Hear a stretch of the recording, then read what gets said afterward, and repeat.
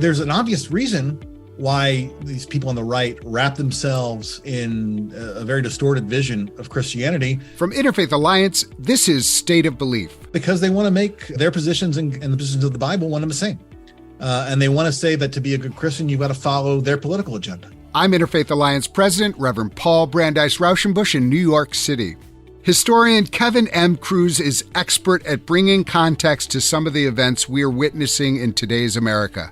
Some of what we're seeing is part of a long and too often untold history of Christian nationalism in our country.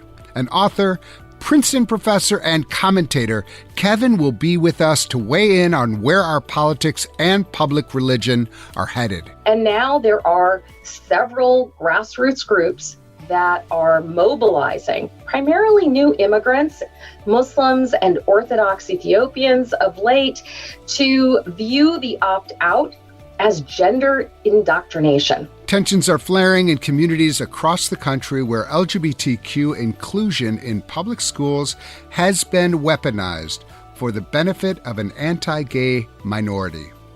A top priority on the Christian nationalist agenda, the attack on public schools has pitted marginalized groups against one another. This week, I'll talk with Ambereen Khan, host of Interfaith Voices on NPR, a former Interfaith Alliance board member, and a Maryland parent facing this conflict in her own school district. Things are changing at State of Belief. We're partnered with Religion News Service, the leading religion journalism organization in the country, for distribution and expansion of this show. We hope the important conversations we produce each week will reach new audiences and contribute even more to the search for strategies and solutions to the very real challenges facing our nation. Please be sure to subscribe to the new and improved podcast called The State of Belief at Apple Podcasts or your favorite podcast platforms, or at stateofbelief.com/new podcast. We've got so much planned for the weeks and months ahead, and I don't want you to miss it. Subscribe to The State of Belief today. The State of Belief is made possible in great part by the generous support of our listeners. If you made a donation, thank you for helping get these conversations heard by more people who need them. If you haven't pitched in yet, information on how you can keep this show on the air is available at stateofbelief.com, and you can find out more about the work of Interfaith Alliance and join us at interfaithalliance.org. And now to my first guest, the author of books like One Nation Under God, How Corporate America Invented Christian America, and most recently co-editor of Myth America, Historians Take on the Biggest Legends and Lies About Our Past. Dr. Kevin M. Kruse is a professor of history at Princeton University. He specializes in the political and social history of 20th century America, with a particular interest in conflicts over race, rights, and religion. Kevin, welcome back to the State of Belief. So great to be here. Sir, you're a historian, so I'm going to start out with the big history question, which is difficult to answer, but I'm going to ask it anyway. In 50 years, how are historians going to talk about this time? What are they going to lead with? What are the things that they're going to say, wow, you won't believe what was going on in 2023? Where to begin? I mean, first of all, I hope there are historians in 50 years and it's not, we're not gathered around a campfire somewhere listening to old father tell stories. It's hard to say in the moment, right, what is going to be really remarkable about this. But I think we can get a sense of that from where we feel like we've departed from the past. And I think one of the most pressing and wide-ranging issues that we deal with today is just the widespread plague of misinformation we have. We've always had people lying in American history, right? We've always had people who playing fast and loose with the truth, but they've tended to be on the margins of American history. They haven't held sway for a long time. What's happened in recent years, and there have been a variety of forces we can talk about that have led into this, we've reached a point where truth is kind of up for grabs, right? It used to be that we would argue over the facts. What fact was more important? What issue was bigger? What was the more pressing priority?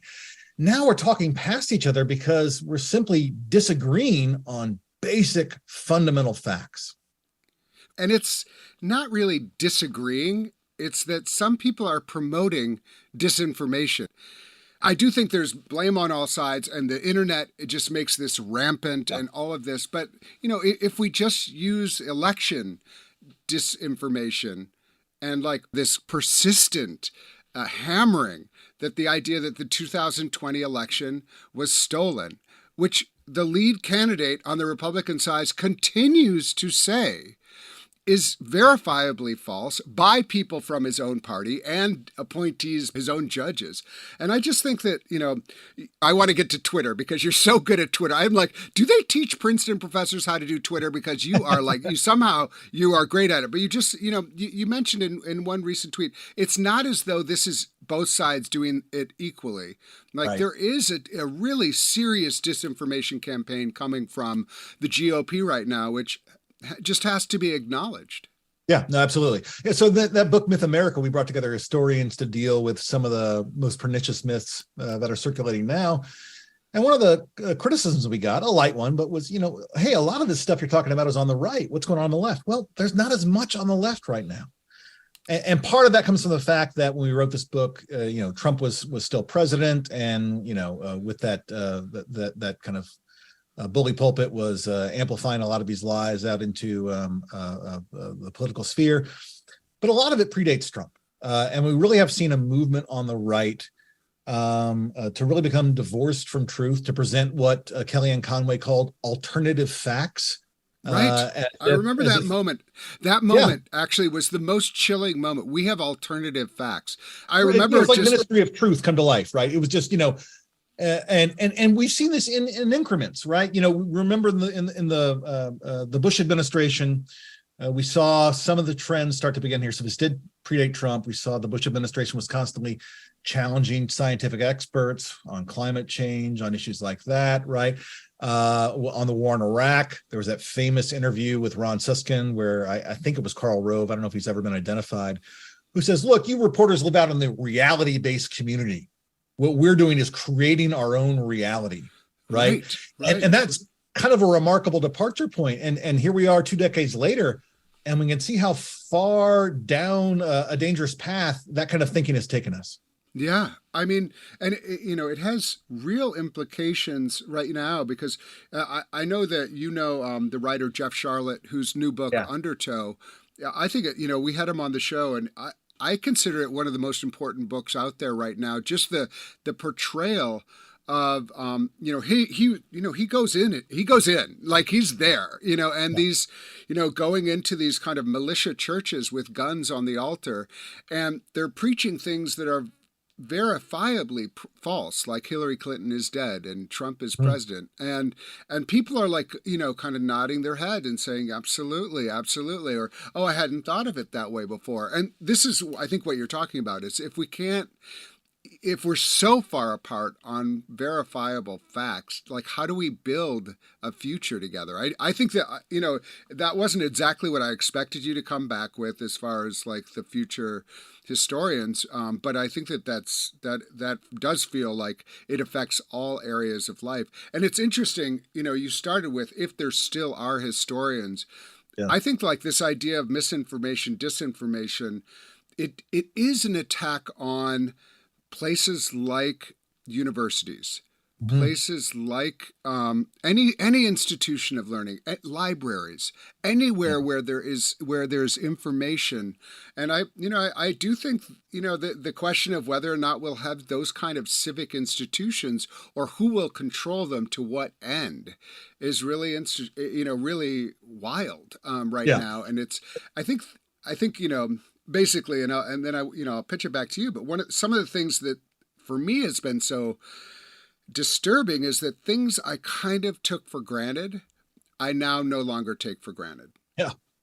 And I think that feels terrifying for me.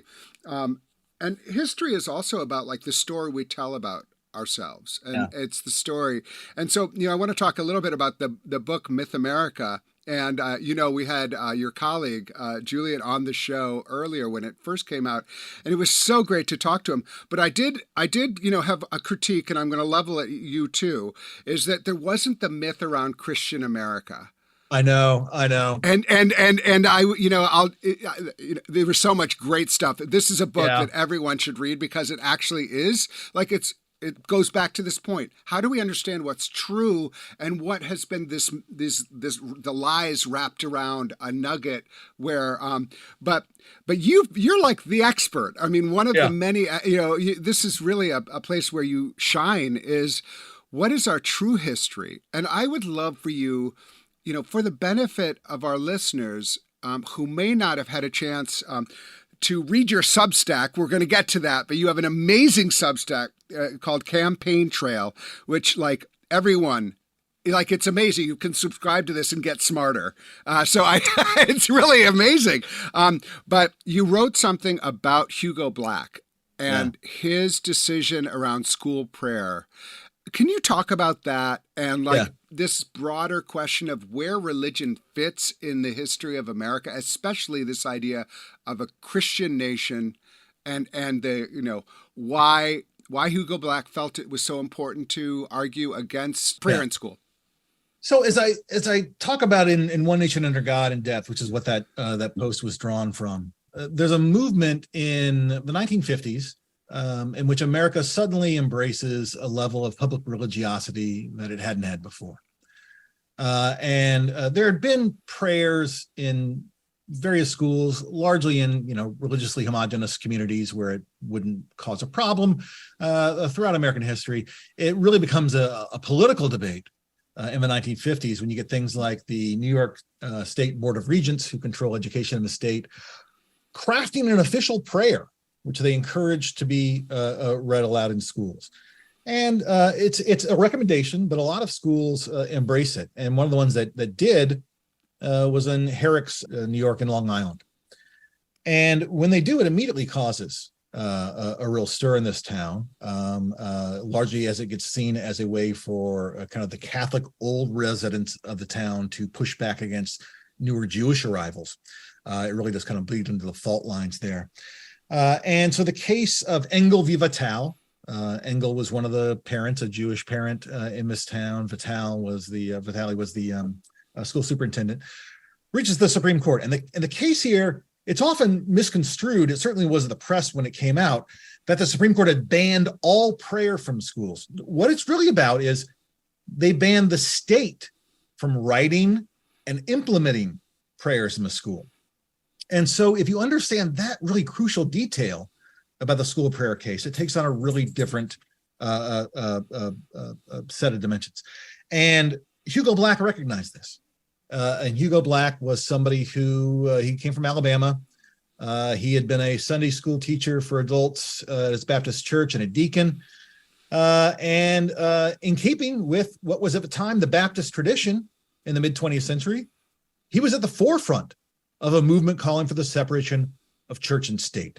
That line, as you well know, comes from a letter Thomas Jefferson wrote to some Danbury, Connecticut Baptists, saying there was a wall of separation between church and state in America. That's what the First Amendment had set up.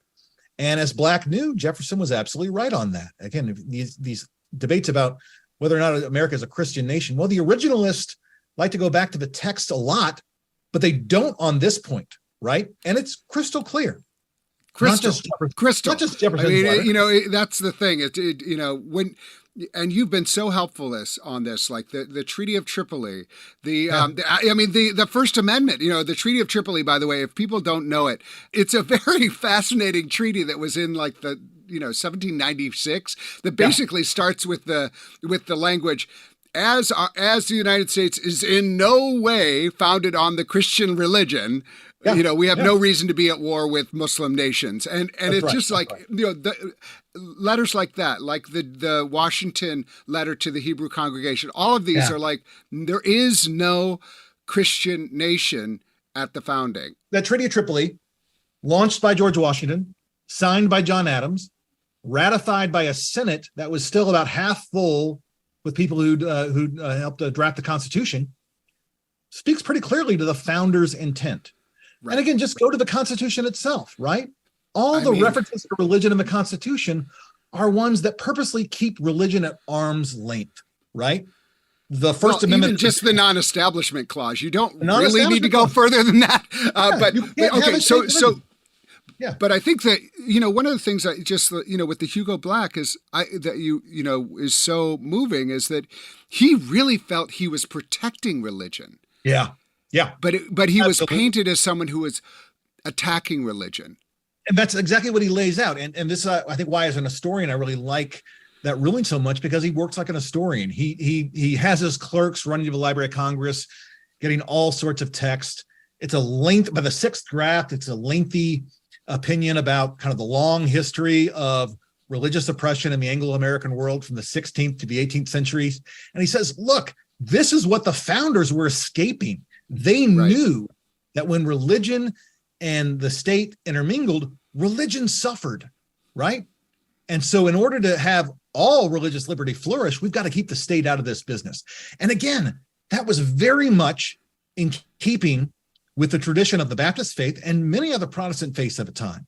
Catholics. Yeah, well, as a Baptist myself, like the idea of, soul freedom, the idea of like this is, that there will be no coercion.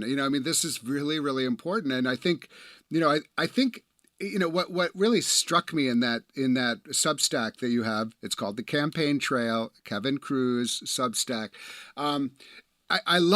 First, I'll just as an aside, I love it that you're a public intellectual and you really understand what that means, which is to speak in the mediums where people can find you. You don't have to be a student. You don't have to be accepted to Princeton or get accepted into your small seminar in order to really, learn. And that's what this Substack is really so great about. Thank you.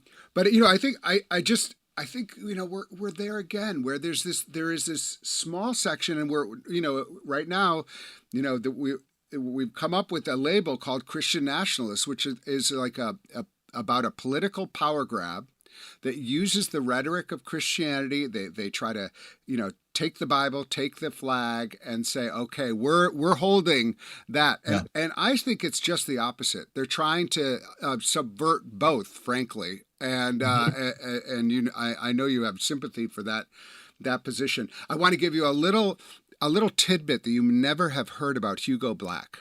Okay. I don't know if you remember when Hugo Black was nominated to the Supreme Court, there was a controversy. Because like many people in the South and people in church, there was a connection with the Ku Klux Klan that was absolutely. raised up. And so I was told by one of my uncles that there were reporters camped outside of my great-grandfather Brandeis's summer home trying to get a comment from him about Hugo Black's Ku Klux Klan affiliation. And my uncle was sent out. He was probably 10 at the time and told to tell the reporters that there would be no comment. And I was like, I don't know that story is widely out there, but I think it's a good one. That's great. Yeah, that's fantastic. Not to excuse, but to explain, Black, like many politicians in that era of both parties, but especially in the South, saw membership in the Ku Klux Klan, which was regarded as kind of a fraternal club in the eyes of many whites. It certainly wasn't that for their victims. Thought it was a way to get ahead in politics and an essential thing to do. He came to regret it and apologize for it. And then he signed on the Supreme Court, became an ardent supporter of civil rights. Absolutely. But it is it was interesting for me to hear that story and be like, oh, okay, that shines a slightly different light on Hugo Black. Right. But then you read his decisions, you realize that he completely moved on from there. So tell me a little bit about your Substack and like what you're hoping to accomplish with it, and just I there's so Twitter. This is social media is like. You were a major on Twitter. You're still there, but I can imagine how we imagine social media, especially in the age of disinformation, what our role is in communication as people who are trying to hold to facts and convey them as best we can. Yeah. How do you see your Substack? Well, I mean, and I was very kind of you to say those words about kind of the public engagement, because that really is my goal. I'm a firm believer. The historian Carl Becker, almost 100 years ago, cited historians, that the work that lies in unread books, that lies inert in unread books on the shelf, does no work in the world. And as much as I'd love to believe everyone out there is reading my books cover to cover, I know that's not the case. And we've got to go meet people where they are, right? And so for me, for the last 8 years, Twitter has been a real way to do that, to try to push back against misstatements of history made by politicians and public figures in real time, to provide real evidence. That's one of the things I liked about it over op-eds. It was both quicker, but also I could show images. I could show I'm an archive rat. I like digging things out of the archives and sharing them with people, and I could show the primary evidence there. The problem is that Twitter under new management has become much clunkier. The blue check promotion thing is bringing all the worst people up. I find when I make threads these days, they don't have remotely the circulation that they used to, and that's fine. It's his site. So I'm shifting more and more over to do these things on Substack, where I'm in control. I can still do all the things I like about Twitter, the immediate response, the sharing of evidence, but I can actually do it in a slightly longer version. I don't need to write full chapters here, but the essay link there is a good one that exceeds, the 280 character count in a tweet. Yeah. And so I'm hoping that this continues to build. It's off to a decent start. Always looking to expand. And I hope people find the posts useful. I hope they share. They're free, so share them. Please get the word out. I think you have the option to pay if you feel like you want to, but right now, yes, you do. I think most of your content is free and it's much appreciated. Yeah. I'll just say, for me, this, when I first started Huffington Post religion, I was really my basic pitch was too many great religious people are not using social media. It's very dominated by actually not necessarily the best, the people who are most interested in religious pluralism, most interested in justice. We didn't jump on it the same way. Right. And I just felt like a lot of people especially in the academy. I remember doing something at American Academy of Religion on the internet and the academy, and people were like, I'm not that kind of an academic. And I was like, okay. But you know what? I mean, just realize what you're doing, when you do that, and that there's lots of people who need you.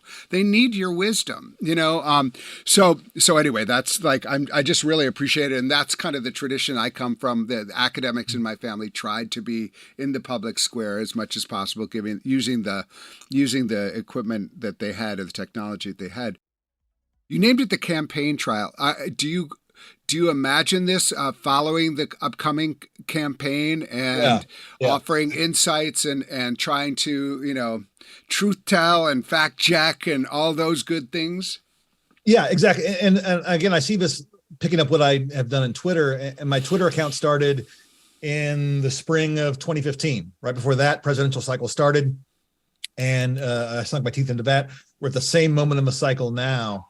And I really do see it being something that brings in politics. I did campaign trails as a title, just to kind of the after effects of civil rights campaigns and political campaigns. But I really do want to be providing historical context for the present as well as we go.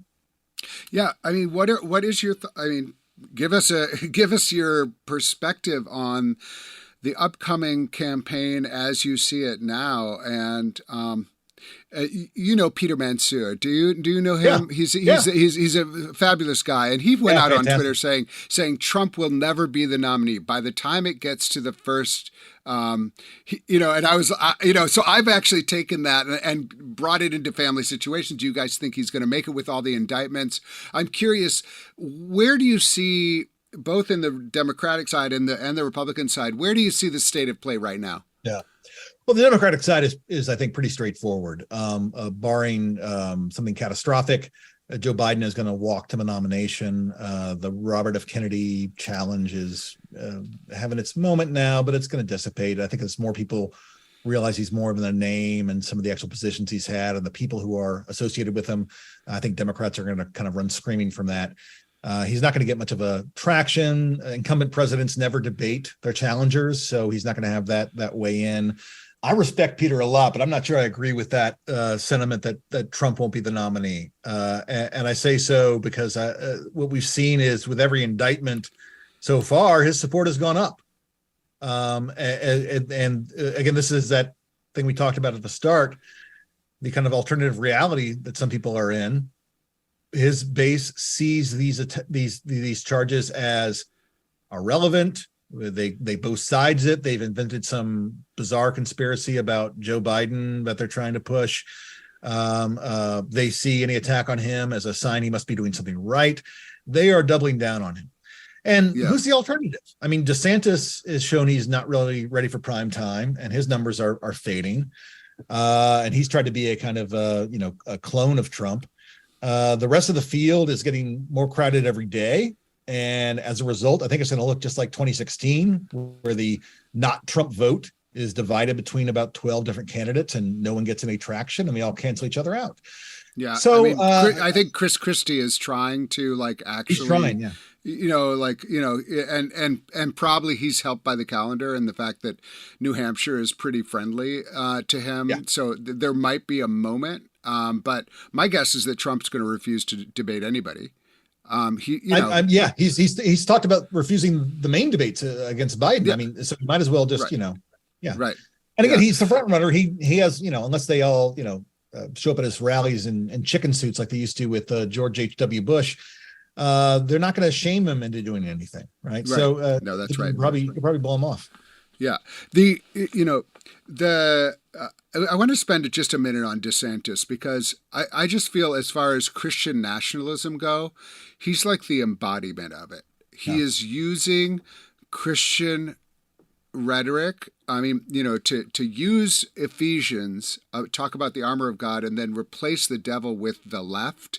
I mean, it's very pernicious, and it creates this zero-sum game of spiritual warfare for his followers against anyone who opposes him. There is no opportunity for compromise. There is no opportunity for moving together to try to understand one another. If you slate people as the devil, then it's pretty clear you can't compromise with the devil. And so, and then you see, I don't know if you saw this crazy video from Rick Scott saying socialists not welcome in Florida, or communist social. I honestly didn't watch the whole thing, but that was his headline. He put out the tweet. And I thought, that is one of the most fascistic things ever. I mean, I'm not a socialist or a communist in my own leanings, but the idea that America is actually great because we have a democracy and we decide together what we're doing. And the idea that people who hold particular affiliations are not welcome in one of the states, and that you're divided, I don't know. It just felt really, it felt chilling to me. And we've already, we realize that the policies there are really adverse. And, speaking of higher education, what can you say in higher education is under attack in Florida? Yeah, I mean, there's a whole lot there to talk about. First of all, the Rick Scott thing, to say communists and socialists aren't welcome in your state when there are literally Nazis protesting outside Disney World. 100%. And that's the target you pick is really remarkable. But also Rick Scott talking about, he wasn't just socialism and communism, he's talking about big government too. Rick Scott, who pulled off one of the biggest Medicaid frauds of all time, apparently, to complain about that in a state where there are so many people on Social Security, Medicaid, SNAP benefits, a state that Social Security, on bailouts for hurricanes, right? To complain about big government is just pathetic. The Christian nationalism stuff, I think you've got it exactly right. I mean, there's an obvious reason why these people on the right wrap themselves in a very distorted vision of Christianity, because they want to make their positions and the positions of the Bible one and the same. And they want to say that to be a good Christian, you've got to follow their political agenda. Yeah, I would say it's not the Bible. it's like, I don't even like, Yeah. I had Bishop Barber on the show a couple weeks ago. He's like, there's 2,000 verses about the poor in the Bible. If Yeah. you cut all those out, the Bible falls apart. Right. And so they're not like they are not talking about the Bible. They are not Yeah. talking. I mean, they're just like they're using this rhetoric, and there's so much to cringe at. But did you hear him like talk about? I would have really liked to have been a disciple. Did you see that? Oh my God. Yes. I Yeah. mean, that was so fun. It was like comic. It looked like Saturday Night Live. Those guys looked like they were really interesting. I would have liked to have been a disciple. Oh yeah, which martyr would you like to have been? I mean, like it was just it feels so fake and anyway, yeah. But also like, don't call yourself a disciple of Jesus. Like, don't say that's who I really feel I am. I mean, it's Right. it's using Christianity for power, for a power I mean, I grab. think that's the perfect example. He's talking about, he wants the status of a disciple. He's not really listening the way in which the disciples actually did to what Christ said. I mean, there wasn't a whole lot, correct me if I'm wrong. I don't believe Jesus spent a lot of time denouncing drag queens, talking about woke indoctrination, right? Actually, it's kind of perfect because Jesus spent a lot of time telling his disciples they were missing the point. Right. Like there's a lot of that in the Bible of Jesus saying, you're missing the point. You're talking about the things that don't matter. You have no idea of what's happening. It's they are almost a foil for like what not to be. Right. So maybe he's got that part right. So, I mean, I would love for you to talk to me a little bit just about, what's in the future for you? Like, what are you studying right now? What are you looking at? What kind of research are you doing? And just to get a little bit of a sneak peek. Sure. Yeah. Always happy to talk. So my current project, and I'm on leave this year, so I'm finally getting back to it. I was on it during COVID and that grounded to a halt, is a project about John Doerr and the Justice Department's Civil Rights Division. Doerr was kind of the point man for civil rights in the Kennedy and Johnson administrations. He was a Princeton alum, and when he passed in 2014, his papers wound up here, and they are phenomenal. Anyone listening who's a historian or interested in civil rights should check this collection out because the level of detail he's got on these things is just amazing. I joke that he was kind of like the Forrest Gump of the civil rights movement. He is at the Freedom Rides. He spends 2 weeks sleeping in James Meredith's dorm room in Ole Miss. He prosecutes the Mississippi burning trial. He helps implement the Voting Rights Act. On and on. He is all over the place. What was his profile? Where was he from? So he's a Republican from Wisconsin, and he gets the job. He gets the job in the waning months of the Eisenhower administration, when nobody wants the job with this civil rights division that hasn't done a damn thing. And he kind of grudgingly takes the job. And he takes it, he says, originally for partisan reasons. He was a Midwestern Republican, upset that Southern Democrats had so much, quote, representation from the African Americans who weren't allowed to vote, and he wanted to kind of right that wrong. He goes beyond those partisan vibes, but he's immediately successful in cracking some voter discrimination suits in Tennessee. And when the Kennedys come in, they look over all that the Department of Justice has done, and they think he's the most impressive guy. So they ask him to hang on. And so this Republican winds up being one of the most effective forces for two Democratic administrations on civil rights. He stayed with Johnson? Yeah. Johnson actually promotes him to be the head of the Civil Rights Division. He's an assistant attorney general. He finally retires in 1967. That's wild. Well, I mean, I don't know like where he fits in the, my family has Wisconsin roots and was very affiliated with the La Follettes, which was a Republican outfit. Yeah. So when you say Republican in Wisconsin, you have to like kind of figure out the timing. Yeah. And I don't know if he comes out. He probably wasn't exactly out of that, but there was a range of Republicans in Wisconsin at that time. Joseph McCarthy is another kind of Wisconsin Republican. He definitely wasn't that kind. He always called himself a Lincoln Republican, which I think was kind of an Eisenhower Republican. Okay. A moderate, and certainly more supportive of civil rights than the party would shift. Yeah, that's really that. Well, that sounds like an amazing project. I mean, it's really fun. And also like very helping us understand that era so that we can understand our era. Yeah, And and I that's think again, that's always one of my hopes. And with this project, one of the things I really want to underscore is that our institutions matter. And I think one of the things we've all discovered in the last decade is we kind of assume a lot of this government runs on autopilot, that there are rules in place, there are norms respected, things are going to work out as we expect, right? Well, January 6th showed that things can quickly go off the rails. And what Doar shows in this project, I hope, is that people and men and women like him who were in the Department of Justice really used those tools that were laying there before them. They made them sharper, they made them better, but they used them, and they really affected really important changes. And those changes were, eroded in later years by other people in those positions who had different goals. But if we set our mind to it, there's a feeling of powerlessness we often have. But if we set our mind to it, there's a lot of things we can actually do and do well in this country. I think that's incredibly important, and to realize that civic institutions like a civil rights division in government wasn't always there. It That's had to right. be created. And, Yeah. it's like the Social Security Act was created that, my grandparents had to do with. And a lot of the things that we take, kind of, again, for granted weren't always there. Someone made those laws and made those institutions, and they can be dismantled. One of the things Yeah. that's just so mystifying to me is my grandmother, who's writing this biography of her. She worked so hard on child labor laws to stop children from being exploited, and around the country now you see child labor laws being rolled back. Yeah. Yeah. And it's really, you're kind of like, oh, I thought we weren't doing that anymore. I thought we weren't exploiting children anymore for money and for gain. And yet, here we are again. And so we have to continue to, understand why the initial impulse happened with these creations, and continue to move them forward to meet the needs and continue to get better. But these things don't just happen, and they won't just stay unless we work for it. I think it's just That's right. Yeah. It's a I lesson often in note- democracy.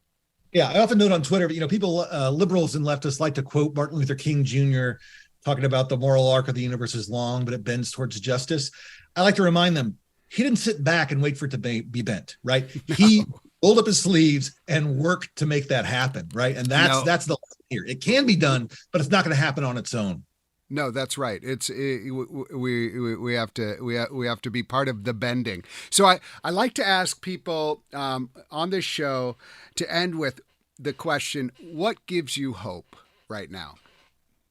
What gives me hope? What gives me hope are that people are realizing that kind of message that I just said. I'm not the first one to say it, but I think one of the things, the silver lining of our time, is that after decades of people kind of thinking that democracy ran on autopilot, they thought it was a spectator sport. They're realizing that it's not. And the level of engagement we've seen in recent years, especially from younger people, is really remarkable and really encouraging.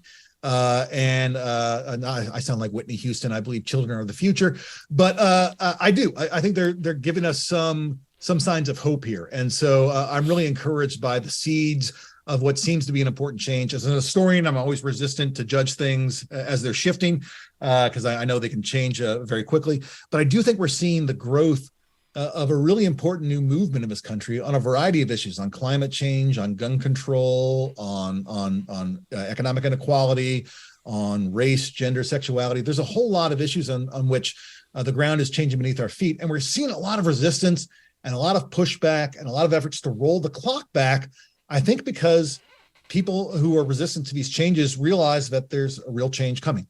And that resistance should just be a sign of progress happening and a reminder that we all need to double down.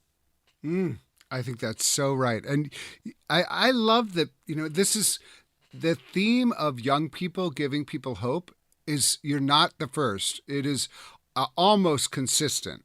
And I think it's important just to underscore that because I think a lot of people have these young people, they're just on their devices. They're like ignoring it. Listen, I think it's amazing that what is happening with the intensity and the intelligence of young activists is remarkable. But I will say, when people ask me what gave me hope when I was at Princeton, I was like, I'm surrounded by these young people who are asking the right questions. Yeah. They are engaged. They are, completely up for the conversation and up for democracy. And I feel like if we can make sure that we are fueling as much power, as much energy, and as much openness to their input as possible, I think that it will do well for us. Absolutely.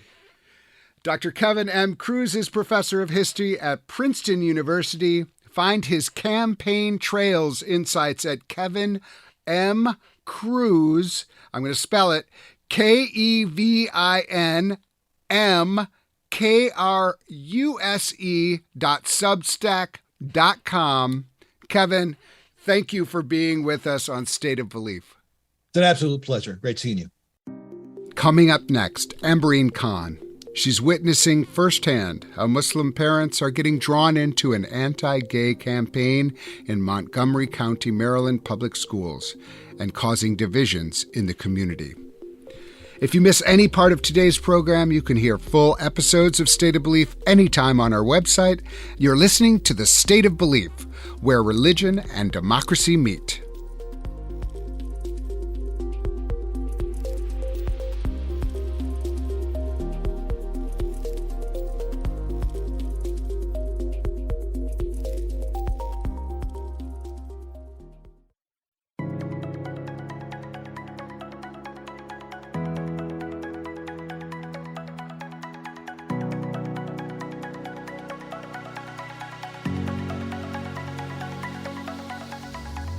Welcome back to The State of Belief. I'm Interfaith Alliance President, Reverend Paul Brandeis Rauschenbusch.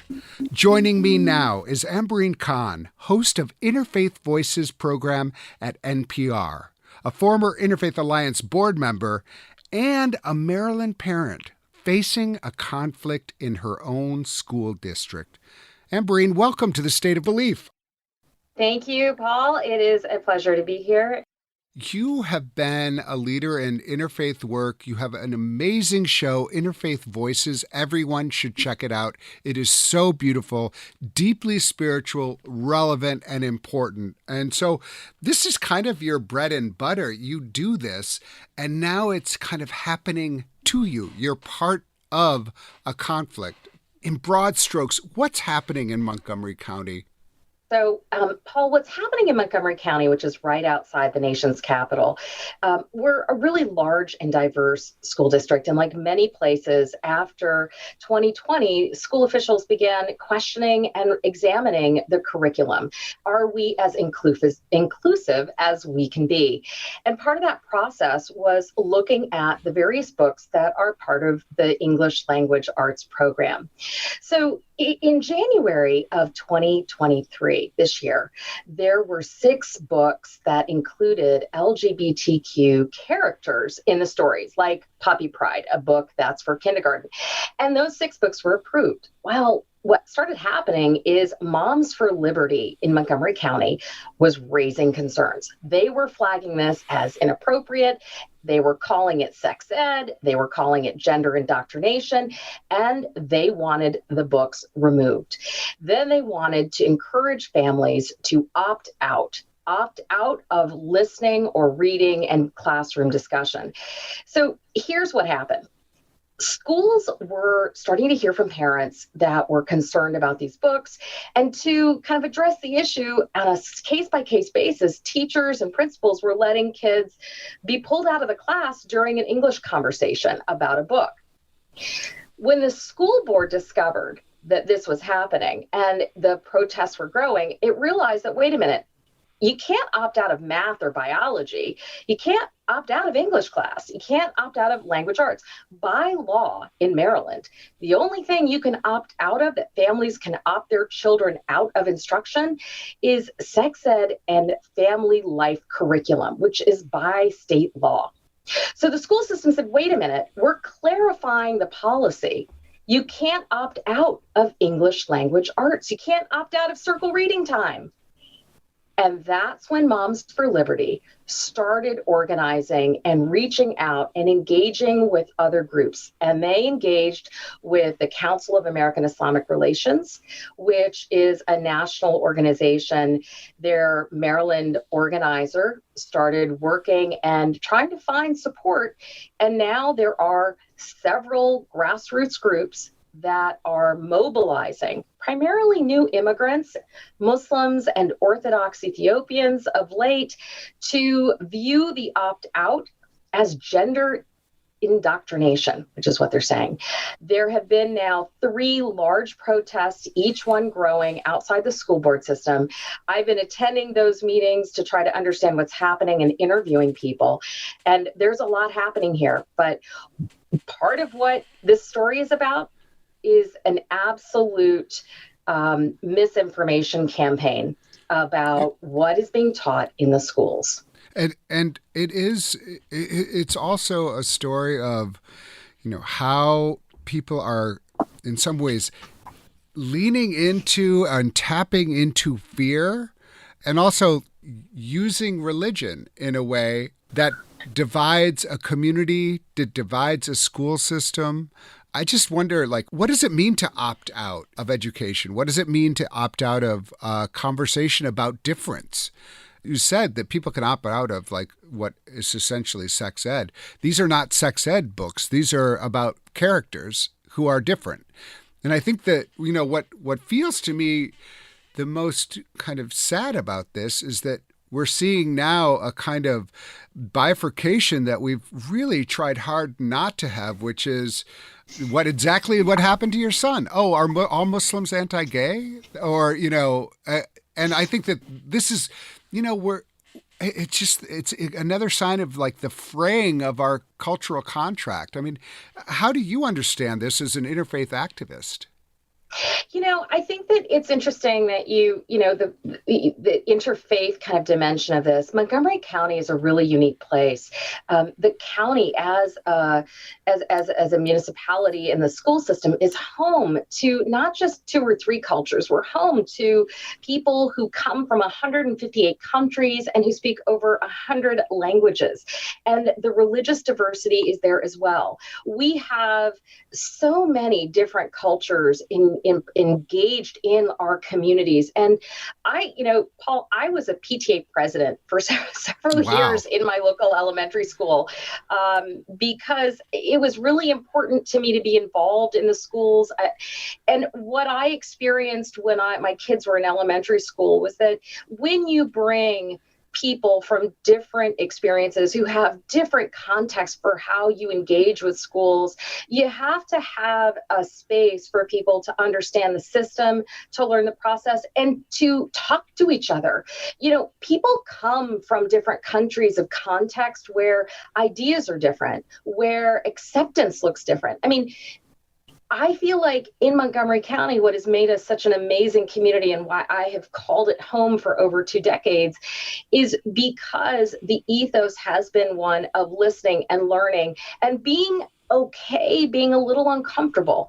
I mean, in addition to my national work with the interfaith community, I also sit on the board of the Interfaith Conference of Metropolitan Washington, which is more locally focused. And, every experience I've had since I was a little kid, I'm an immigrant, I'm a Muslim, I was an adult, I was a parent at 9/11. I fully appreciate what interlocking systems of oppression looks like. You cannot understate that using religion as a way to challenge inclusive education is not going to have a backlash and open up, let's just say it, Paul, open up negative assumptions people still have about Muslims. Well, I mean, that's what your own son experienced. I think that's the really interesting, and kind of terrible, that all of a sudden your son had to answer for the actions of others. And, that's really, that this idea of dividing people, and it is very harmful. this idea of dividing people, and it is very harmful, and I just, it makes me fear for the LGBTQ community. It makes me fear for the Muslim community. It makes me sad for America that everyone cannot. And also the idea that there are not LGBTQ Muslims is also something that we need to say. Full disclosure, Paul. So I'm a journalist. I'm the host of a show. I interview people. I introduce the audiences that trust me into their homes every week to ideas and people who I think enlighten and help us understand what's happening in the world. And in full disclosure, which am very adamant about doing, when my son said something to me after I came back from that first board meeting that I heard what was being said, he asked me to testify. And I said, honey, I'm a little concerned. It's not really, as a journalist, I shouldn't be stepping into that role. And he looked at me and he said, Mom, no one else is standing up and saying anything. And so, Paul, I testified. I sat down, and it was on June 6th when I went, it was heartbreaking for me. Heartbreaking. I had friends literally on both sides of the protest, and I walked in, my heart was pounding. I have testified at events before. I've testified at school board meetings. I've testified at libraries. That was one of the hardest days for me because I was so aware of the fear, of the anger, and of the pain people were feeling on both sides. And I think that pain stems from misinformation that is not being spread by everyone on the street, okay? And that is the responsibility of leaders. And there is a political agenda here, which we're not talking about, Paul. This is about power. There has been a growing frustration by a handful of leaders in Montgomery County who represent certain interests, frustration that they have not been able to elect folks that they want. And there was a meeting on Saturday this past weekend at a mosque, and it was said openly. We started with transgender bathroom policies that we were upset about, but what we were really able to organize around was this opt-out. And the opt-out message has been distorted, and it's for a political purpose. And what's so sad to me is that the people I met yesterday, I interviewed 25 people, Ethiopian Orthodox, new immigrants from around the world who are Muslim. I interviewed so many folks and kids. And when I said, "What? Have you read the books?" No. What do you think the books are? Pornography.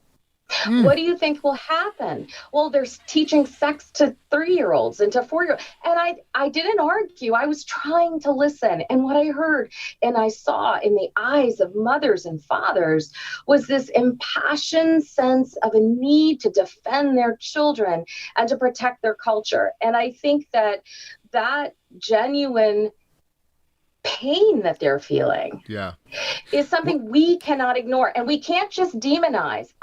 I caution people who I talked to yesterday saying, "Oh my gosh, there are just a bunch of haters out there." And I said, hold on.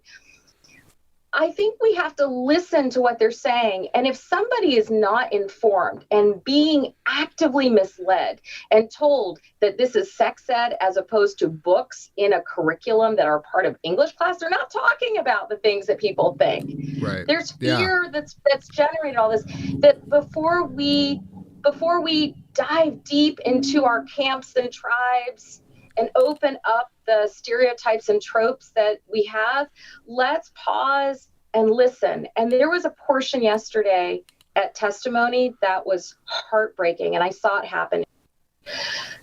And this woman, it turns out, she I knew her. I didn't realize, I hadn't seen her in 15 years. I didn't know this. Her daughter is transgender. And she shared the story of her daughter being bullied, harassed, chased home, and a friend of her daughter's, who's also a trans young woman, was beaten up. And it was videotaped and then put on social media. And as Jocelyn is sharing the story, she's sitting next to two people who are going to testify and tell very different stories from the other side. And I could see the tears in the eyes of the woman the Ethiopian mom who was going to testify next. And she took a breath, and then she gave her testimony. And then they came outside, and I was standing there. And the mom came out, the Ethiopian mom came out, and she walked up to Jocelyn, and she said, with tears in her eyes, I am so sorry for what happened to your daughter. And in that moment, Paul, I again go back to what I learned from the early days of sitting down with someone who doesn't know me and who I don't know, and just listening to each other and putting down our assumptions for 5 seconds. And we see each other's humanity. And so what my takeaway of what's happening in Montgomery County is the political objective of trying to get power. There's already discussion about trying to unseat and recall and run candidates. There's discussion. There were lots of members of the Maryland GOP there trying to sign up voters. I mean, this is part of a political strategy. Right. It is also, Paul, part of a legal strategy because the Beckett Fund is involved, Right, and is suing the school system. And at the end of the day, what I have to say is that Montgomery County is home to a lot of communities, and this is going to challenge us, all of us, to take a breath and to find a way to sit down and unpack the emotions that we have and talk to each other and see each other's humanity. oh my God, that was so helpful. Do you feel like maybe that's, there space for that? Is there a way that we can do that work? Or, I want to end with like the way I always end with guests is like, what gives you hope? Like, is that something that you have hope that can happen? Absolutely. I wasn't just hoping for it. Halfway through the rally, as I was outside talking to people, I started asking them, if I invite you to come sit with me at the local library with 5 people and read the books, will you do it? And this mom said, no, absolutely not. I said, but just no cameras, no microphones. And you can have whatever opinion you want to have, but will you sit down with me and just read the book so we can talk about it? And I asked that question over and over again, Paul, and so many people said yes. Uh-huh. And I will tell you that gives me hope that when we share our experiences, when we acknowledge the other person's humanity, we build a bridge, and it is very difficult to demonize and call each other names. This is so helpful. Paul, before you joined the Interfaith Alliance, when I was a part of the organization, there was a woman, Donna Redwing, who I had the opportunity to work with when she was providing support and guidance as the Interfaith Alliance was trying to facilitate conversations within the mainline denominations. She was the one who really taught me when I was very young, like the importance of acknowledging the power that fear can have in shifting our ability to listen. And she used to facilitate these quiet conversations. And I have been thinking so much about her and Welton and others because honestly, Paul, I spent 15 years of my life watching and raising concerns about the way the Christian religious right was manipulating and weaponizing religion in the American context. And now I see it happening in my own tradition. And so it gives me hope that we have in our community, in our interfaith, multi-faith community, people who know and have experienced and worked to practice the bravery, as Bishop Buddy likes to say, of listening. I'm so sad that I never got to do this show with Welton.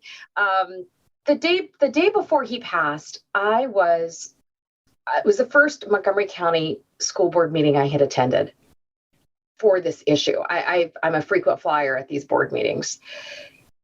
And when I got there and I heard what was being said and I started to see what was unfolding, I knew I'd seen this before. And the feeling I'd had was one that I had heard from him described to me when I first met him in 1998, when he came on board. And I remember the pain he described of feeling and watching and witnessing the weaponizing of the tradition to drive a political agenda and the divides it was creating within his faith community. And I was, this is 1998, and I remember listening to Welton tell me about this. And then we had to hop in my car and we drove to Lancaster, Pennsylvania for him to meet one of the early interfaith alliances, and he was speaking there. And so we had this road trip to get to know each other. We both had roots in Tennessee. And I just remember him talking about what he felt in the 1970s, as all of these events were unfolding and all of these forces that were seeking to kind of mobilize inside the seminary. And I have to tell you guys, I was feeling and thinking about Welton when I left the school board meeting after listening to the different folks who were raising concerns and invoking faith. And I had resolved in my mind, I'm going to call him tonight and talk to him.